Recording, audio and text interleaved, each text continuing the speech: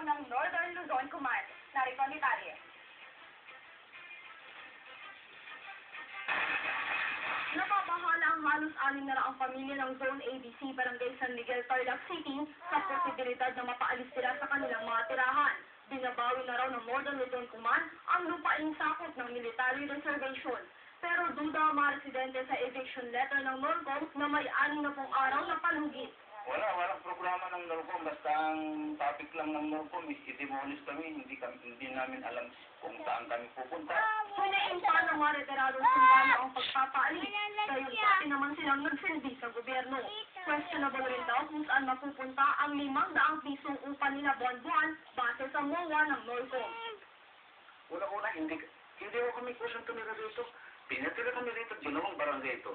Sabihin nila na yung kayo dadalhin, babayaran kung ano man ang masisira sa inyo.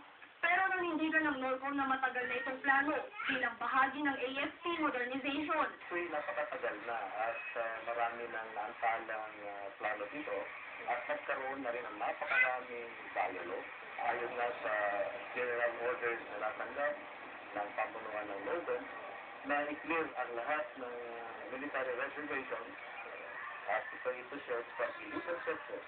Susubukan naman daw ng NORCOM na mabawi ang lupain sa mapayapang paraan habang tigas pa rin ang mga residente nang huwag lisanin ang kanilang mga tirahan lalo't magpapasko.